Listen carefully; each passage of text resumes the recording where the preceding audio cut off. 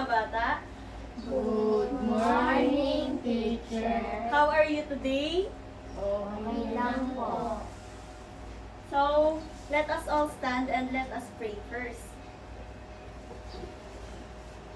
In the name of the Father, the Son, the Holy Spirit. Amen. Glory be to the Father, and to the Son, and to the Holy Spirit, as it was in the beginning, is now, and ever shall be, world without end. Amen. Father, the Son, the Holy Spirit. Amen. Please.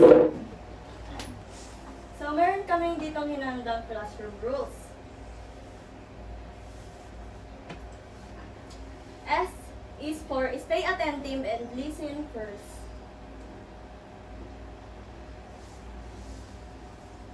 C is for care for materials and experiment safely. I is for interact and participate actively.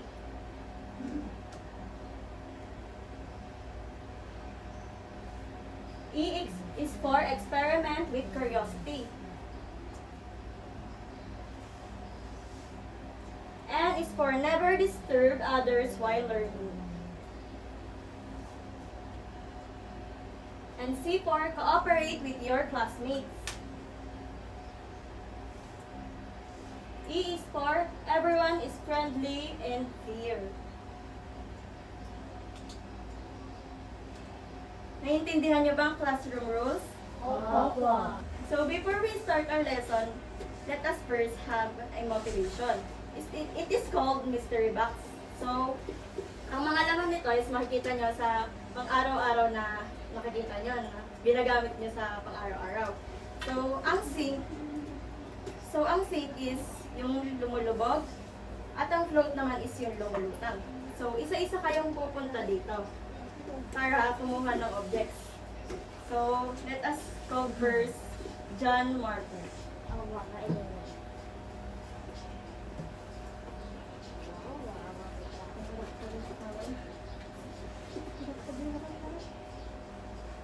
So, sink or float? Float. Okay, very good. Next is Franco.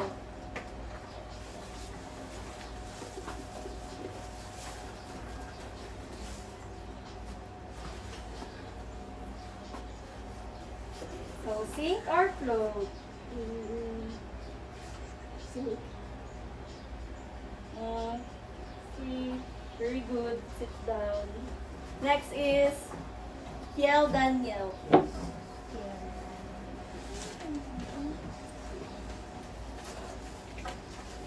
So, sink or float? Float po. So, ito po is sink. Next is Mary Lorraine.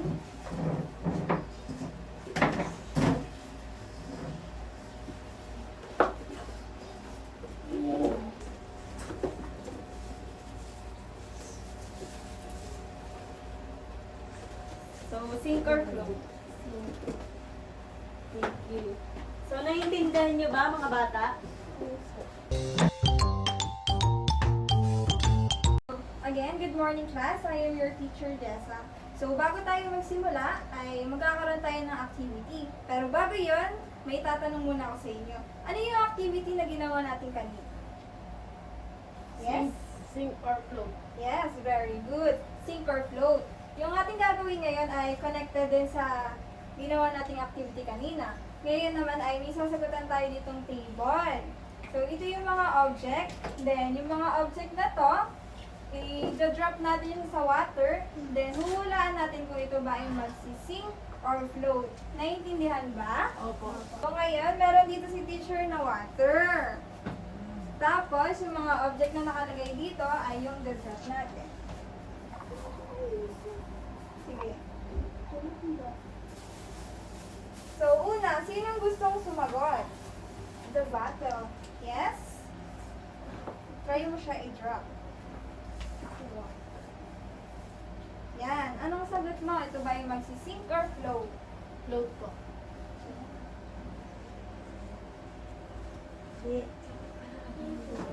Tama. Very good.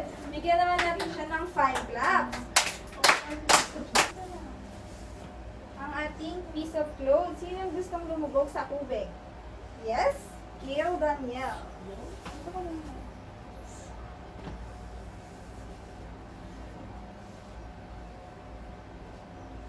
Anong nangyari sa tela? Ito ba ay nag-sink or float? Sink. Checkan natin na sink. Thank you. Bigyan natin siya ng 5 claps.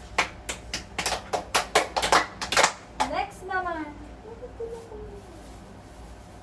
That's Teddy Bear. Ano to? Next naman ay spoon. Sino gustong sumubok? Yes, Ellie? Yan. Lumig natin siya sa water. Yan. Ano kaya ang sagot? Ito ba ay nag-sink or float? Sink. Sink. Very good. Wow, very good. Bigyan naman natin ng 5 palakpak si Ellie. Yan. Thank you.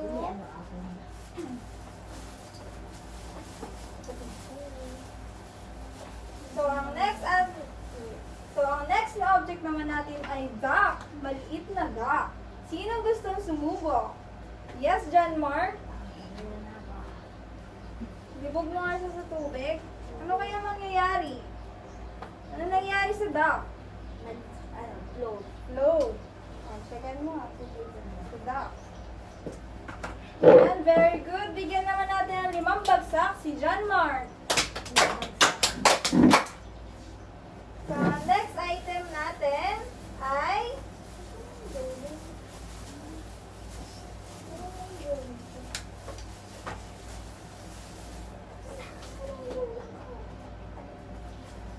next naman ay Jolene. Sinong gustong lumubog nito sa tubig? Yes, Mary Lorraine. Ano kaya mangyayari sa Jolene?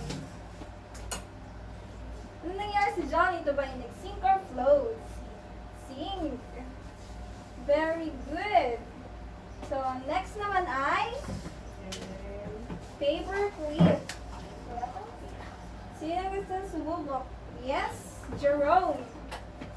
Ano kayang nangyari sa clip? Ano nangyari? Sink po.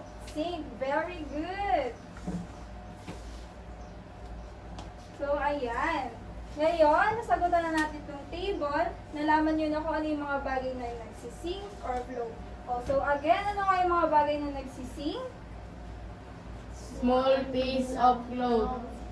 Paper clip. Jolene toy. Metal spoon. Ano naman yung mga bagay na nagpo-float? Eraser. Plastic bottle. Rubber toy. Yan. So, yun yung mga bagay na nagpo-float. Yan, dahil tama yung mga sagot, bigyan niyo ang sarili niyo ng 5 claps.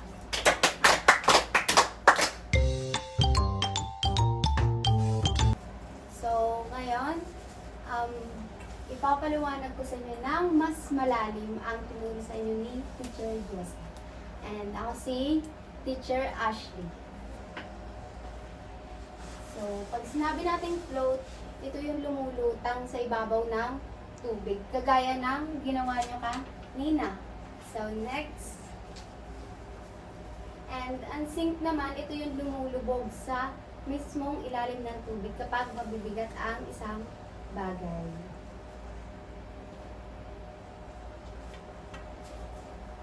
So, anong napansin nyo kanina sa mga bagay na lumulutang? Yes, John Mark? Eraser. Eraser, lumulutang. Ano po? Rubber toy po. Rubber toy, okay, very good. Yes, Daniel. Plastic bottle po. Plastic bottle, okay, very good. So, yun ang mga bagay, yun ang mga bagay na lumulutang. Ano naman yung mga napansin nyo sa bagay na lumulubog? Jerome. Metal spoon po. Very good. Franco. Marble. Marble. Okay, very good. Marble or Jolene. Lorraine. Stone. Stone. Very good.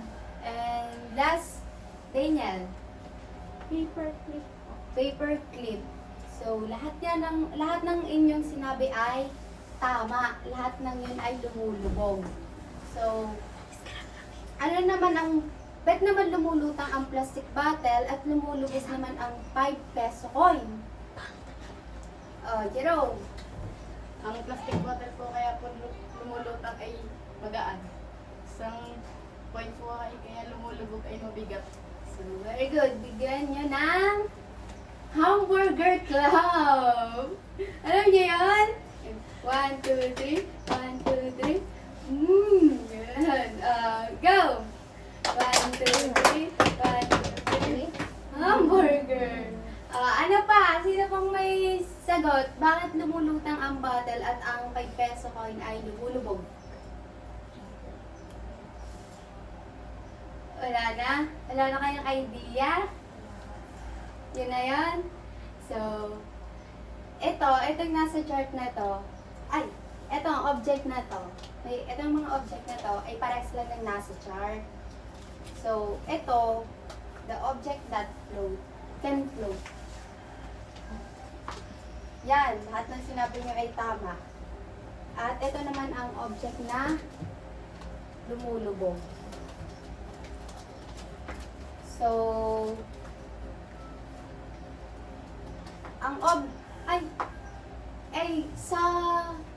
remember pala, ang object na lumulutang, kaya siya lumulutang kasi dahil ng surface sa loob.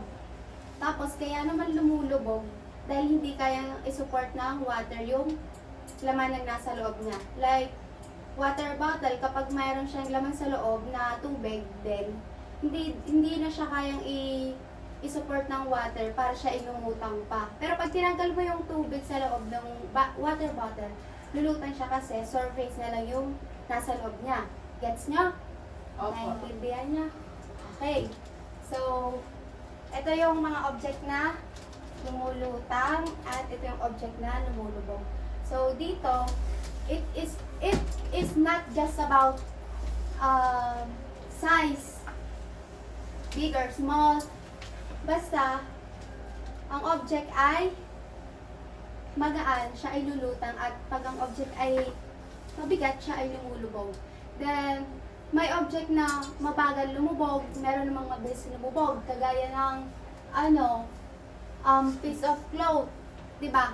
Pag nilagay mo siya sa tubig, tagal siyang lumubog. Kailangan mo pa siyang intayin. Hindi kagaya ng Jolen na kapag ginanon mo, lubog na agad siya. Napansin niyo gayong kanina? Yun, ganun po siya. Then, ang size ng isang object ay nakaka-affect kung paano lumubog or lumutang. Like, kita nyo yung boat na mga barko. Diba, lutang siya na kahit siya'y metal. Kasi dahil yun ang surface at ng kanilang size. So, nakaka-affect din yung size sa kanilang paglubog at paglubog. So, yon. So, tatandaan nyo na ang object na lumulutang ay may surface sa loob. Then, ang nagsisink naman ay yung hindi na kayang isupport ng water. Okay? May naintindihan kayo? Opo. Okay. So, yon. Always remember yon. Morning class, I am Teacher Glyza. So, today magkakaroon tayo ng activity na ituro na naman sa inyo ni Teacher Abby and Teacher Jessa and Teacher Ryan. So, today, magkakaroon tayo, may bibigay ako sa inyo sa bawat isa ng puzzle. So, bubuuin nyo and kung identify nyo kung ano ba yung objective na to, kung sink or float, and ipapaliwanag ko dito sa unahan. And bibigyan ko kayo ng 3 minutes para gawin ang ating activity.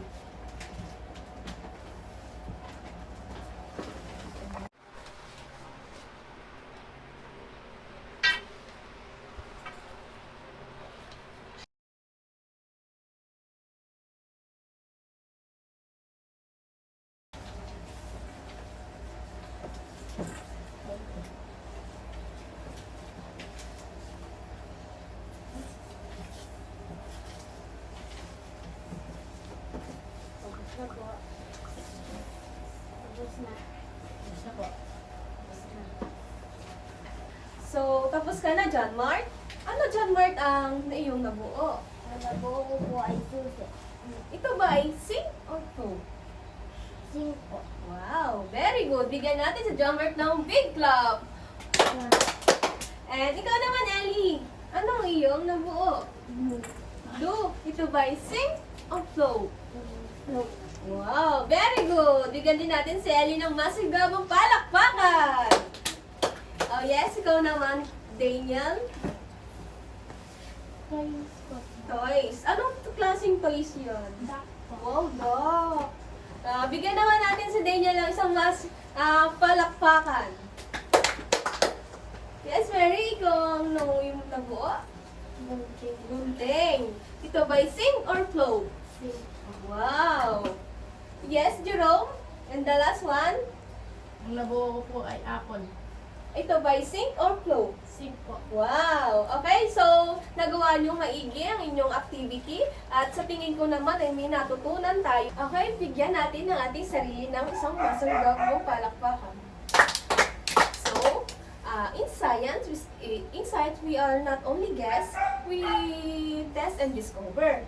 Okay, bago matapos ang ating discussion, magkakaroon tayo ng ating pagsusulit. Bibigyan ko kayo na nito, tapos inyong sasagutan.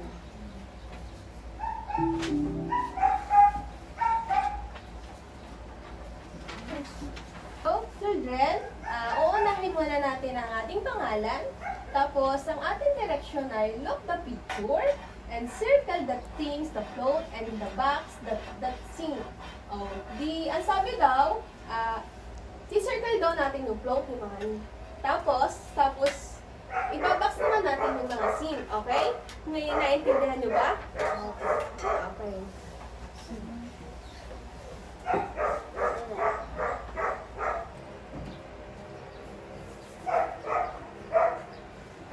Baka kayo magkamaling pa din.